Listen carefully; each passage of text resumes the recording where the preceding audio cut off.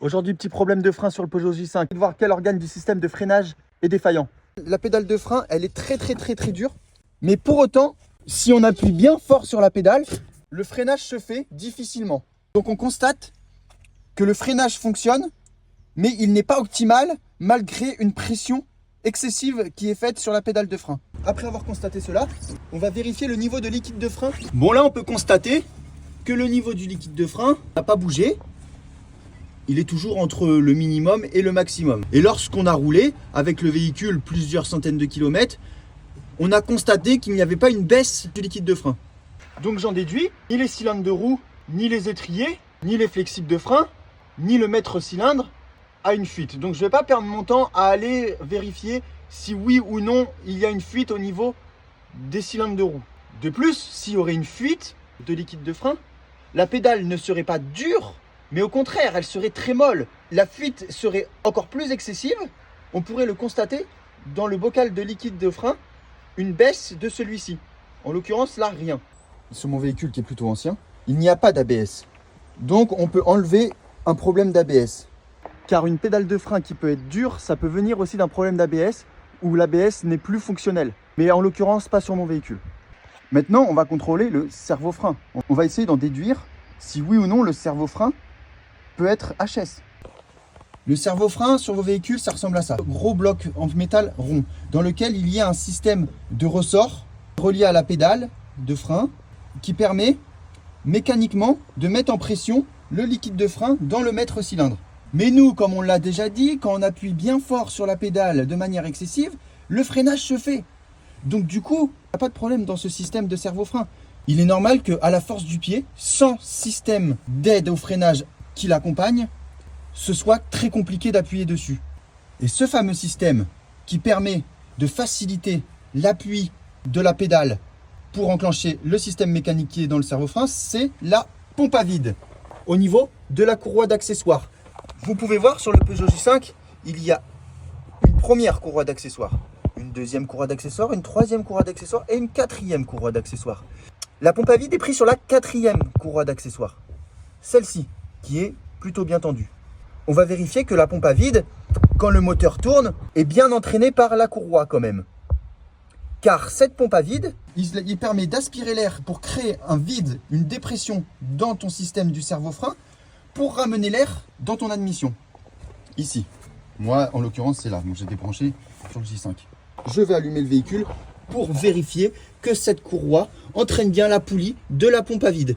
La poulie de la pompe à vide est bien entraînée par la courroie. On peut en conclure donc une chose, c'est que si la pompe à vide est fonctionnelle, il devrait y avoir une aspiration et une expiration d'air au niveau des deux durites, celle-ci. Donc comme je vous l'ai dit, la pompe à vide vient chasser l'air qui est dans le servo-frein pour la ramener dans l'admission par ce tuyau-là. Donc on enlève le tuyau, on pose son doigt sur le tuyau et on constate ou pas s'il y a de l'air qui sort. Ça doit être flagrant, il ne doit pas y avoir en mode une hésitation, ah oui ou non, je ne sais pas, ça doit être flagrant. Clairement là, il n'y a pas d'air qui sort. Il n'y a rien, je sens rien au niveau de mon doigt. À ce niveau-là, on peut se dire que peut-être il y a une fuite au niveau des durites entre le servo-frein, la pompe à vide et la durite qui emmène l'air chassé dans l'admission. Vous contrôlez vos durites en posant vos mains dessus, vous essayez de voir si sur les deux durites il n'y a pas une fuite d'air. Je le rappelle, je ne suis pas un professionnel, je suis qu'un amateur passionné de mécanique. Mais là, il est flagrant de dire que la pompe à vide est clairement HS. À l'intérieur, le petit système de creeping doit être défaillant. Du coup, il va falloir changer la pompe à vide.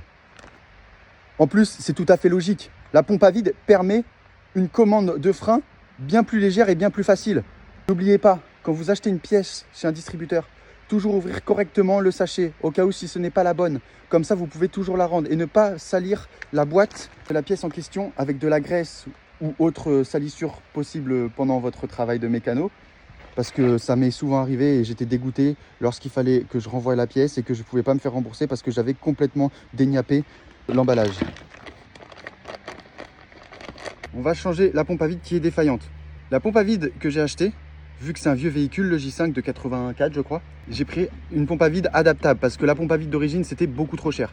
Donc du coup cette pompe à vide il n'y a pas la poulie dessus, donc il va falloir récupérer la poulie de l'ancienne pompe à vide pour la mettre sur celle-ci. Si vous voulez savoir à quoi sert la pompe à vide, vous pouvez vous référencer à la première vidéo de diagnostic que j'ai fait pour en venir à changer cet organe de freinage. Voilà. La petite bague d'étanchéité, elle est un petit peu abîmée, mais c'est que sur l'extérieur. À l'intérieur, l'étanchéité se fait encore correctement. On peut le constater du fait que l'embout a été difficile à enlever. Alors voilà, j'ai desserré au préalable mes vis. Je vais vous montrer. Vous avez ce boulon-là qu'il faut desserrer avec... Attention, il y a un contre-écrou qu'il faut venir chercher avec une clé plate. Ici, il y a ces deux boulons qu'il faut enlever là, là et là. Vous prenez un tournevis et pour faire sortir la tige, bah, vous venez vous prendre contre ce support là, faire un petit levier tout simplement comme ça là. Tac et voilà. La tige, le boulon fileté, il est sorti. Voilà.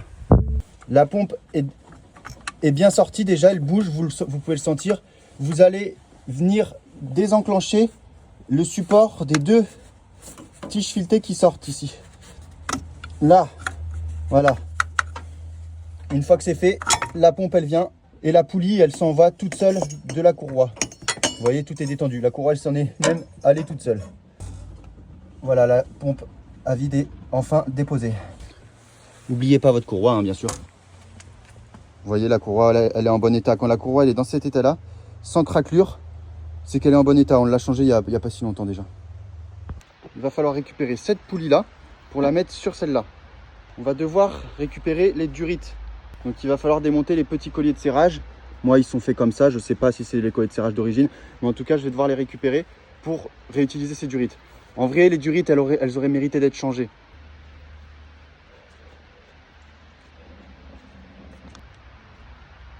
Pas abîmé du tout. Alors maintenant on va démonter les 4 petits boulons qui tiennent la poulie à la pompe. Allez go. Tu maintiens un peu ta poulie, hein, histoire de dire, mais normalement, ça devrait le faire, quoi. Tu vois, ça sort assez facilement. Sinon, bah toi, si t'as pas ça, tu le fais au cliquet.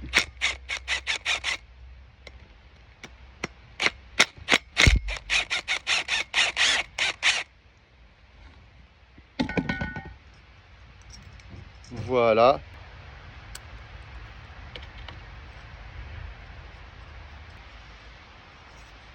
C'est bon, tu as récupéré ta poulie.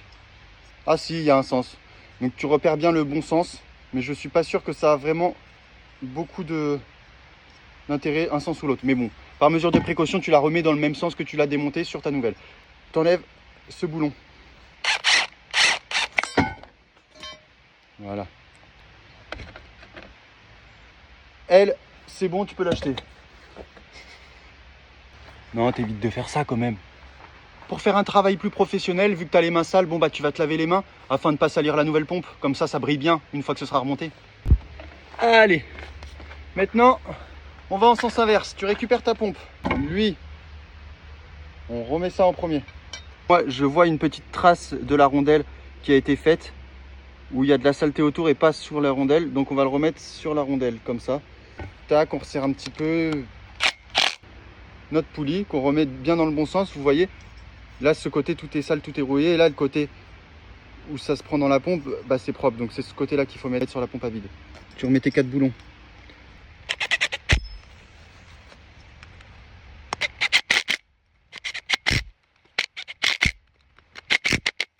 Voilà, tu serres assez fort quand même, mais pas trop non plus pour casser le boulon.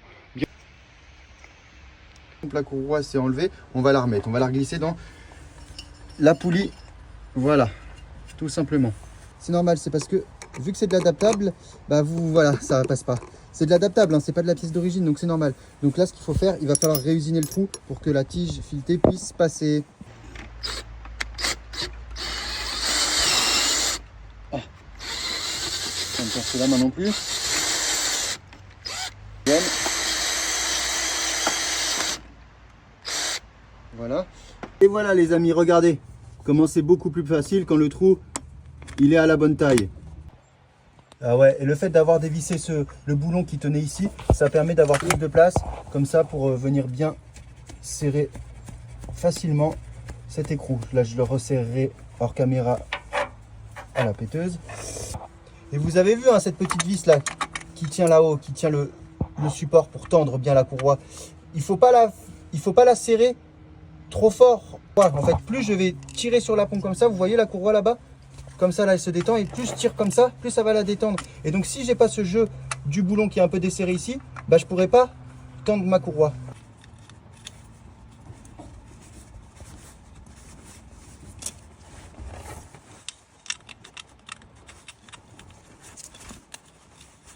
Il nous aura bien avec ta douille de 17. Tu commences par les serrer eux absolument, ceux du bas. Les amis, on va devoir serrer le boulon du support là, la continuité sur le support là, ce boulon qui se trouve ici, lui là. Et lui, quand on le serre, bien sûr, il faut le serrer quand la courroie est bien tendue, vous voyez. Faut pas le serrer là. Si tu le serres là, c'est pas bon, ta courroie elle va tourner, ça va pas faire tourner ta poulie de la pompe. Alors que si tu pousses bien ta pompe comme ça, ta courroie est bien tendue, tu serres en même temps avec ta petite clé plate là que tu viens passer ici et c'est bon. Regardez, on fait ça tout de suite. Donc du coup, on est bien d'accord, on a resserré ce boulon là après avoir bien tendu la courroie. Maintenant, on a pris la durite qui doit aller dans le servo-frein et on la rebranche dans le servo-frein. La deuxième durite, elle, qui doit aller dans l'admission, on la prend et on la remet dans le trou à cet effet. Voilà. Et bien sûr, j'ai oublié de resserrer les vis, j'ai oublié de resserrer les colliers de serrage qui sont sur la pompe. Donc je vais un petit peu galérer, mais dans l'idée, bah, il aurait fallu les resserrer avant de remonter tout ça, quoi. Déjà, moteur allumé, on peut voir que la poulie de la pompe est bien entraînée par la courroie. Ah si, par contre, si. Là, par exemple, là, vous voyez mon doigt, là, il est aspiré. Avant, ça ne le faisait pas. Je relève le tuyau de sortie d'air de la pompe, j'accélère en même temps. Là, je descends. On va faire un tour. Après le test, les amis, c'est bien ça. Les freins sont revenus. L'efficacité de freinage à son 100%. La pédale n'est plus dure. N'hésitez pas à vous abonner, à mettre un petit commentaire, republier. Vous connaissez la totale. Et on se dit à la prochaine pour un nouveau problème sur un de mes véhicules.